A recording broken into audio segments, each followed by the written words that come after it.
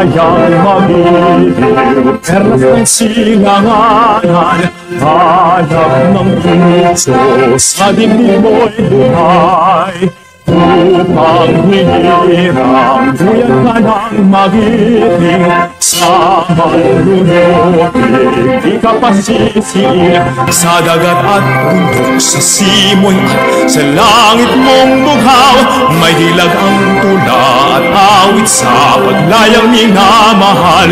Ang kislap ng wataw at mo'y tagumpay na naglilingning, ang bituin at araw niya kailan pa may di magdidilim. Lupa ng araw ng luwalhati pagsinta, buhay ay langit sa piling mo. Aming ligaya na pag may mga abig, ang mamatay ng dahil sa'yo. Malaman natin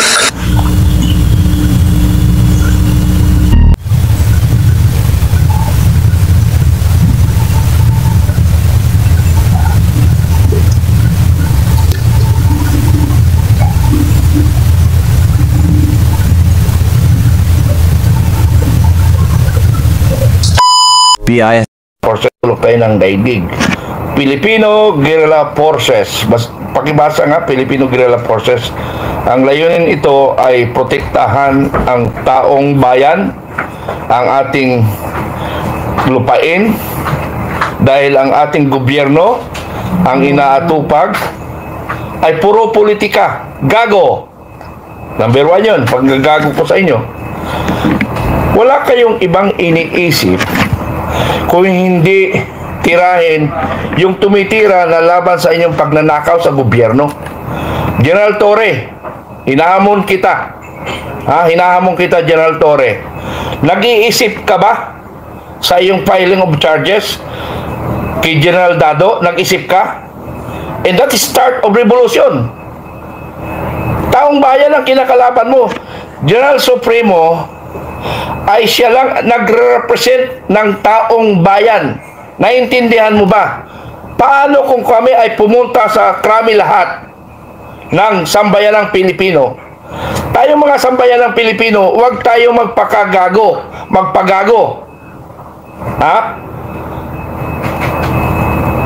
Takutin mo kami mag-file ng charges? Sige nga! Wala na kayong ginawa kundi manakot.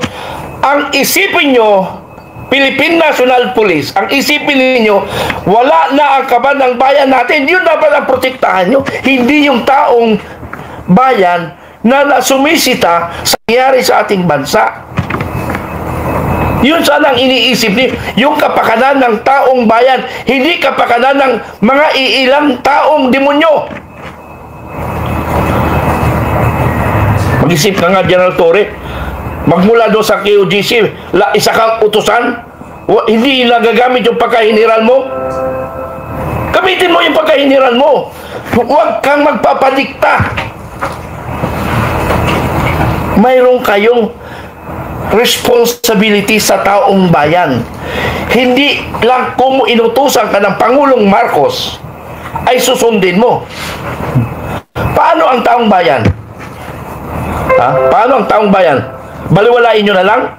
Wawalang-yain nyo na lang ang taong bayan? Kami ni Supremo ay nagsasalita in behalf of the Filipino. Tingnan nyo Nabuo namin ang Filipino Guerrilla Force April 9. Dahil naisip namin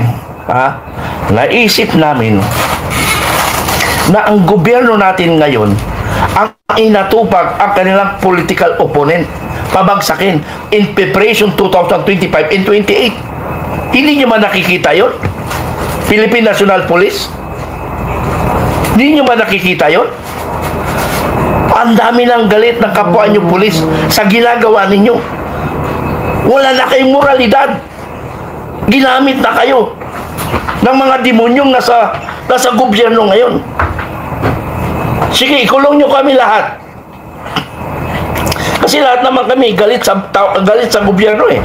Almost, hindi ko sinasabi mga bulag at bingi na mga taong bayan na hindi nakikita ang korupsyon,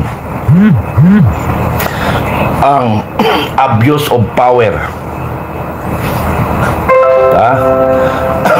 Nakulang ng tubig. Okay. Kulang ng tubig sa galit, ano? Narco-politics. Communist in Congress. Ang ating presidente hindi napapapa-drug test because positive. And of course, the first lady. Magpa-drug test kayo para ang duda ng taong bayan ay mawala.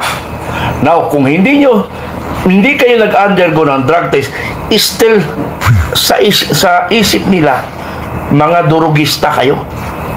Biruin nyo, Pangulo kayo ng Pilipinas, adik ka. Ang sinasabi nga sa narinig ko, ang pamilyang Marcos adik. Hindi nyo ba nakikita General Torre na ang inyong kayong CIDG, CIDG. Kayo mga CIDG, ang trabaho ninyo, protektahan ang taong bayan. Ha?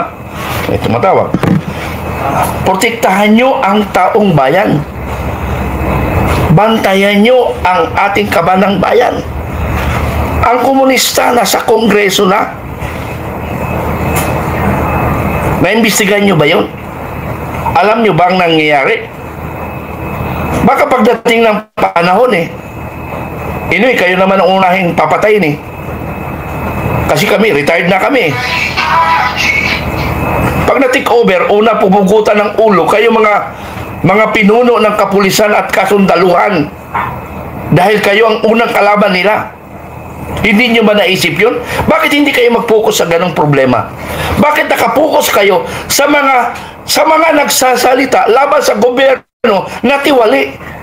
We are a democratic country. May kalayaan tayong magsalita.